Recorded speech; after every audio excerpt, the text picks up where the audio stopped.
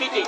কুষ্টিয়া থেকে যারা আসবে তাদেরকে সম্মানিত করে তাদের বক্তব্য শুনে আমরা খুব দ্রুত খুব তাড়াতাড়ি আমাদের যে মেহমান যে কয়জন আছে তাদের বক্তব্য শুনবো।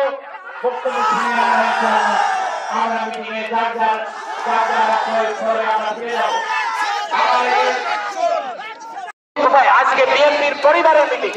আপনারা যারা এসেছেন তারা হলো বিএনপির পরিবারের লোক, বাড়ির লোক।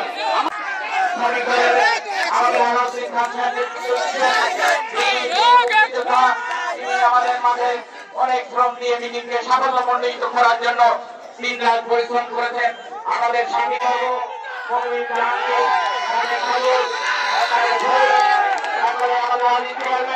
তারপরে আমাদের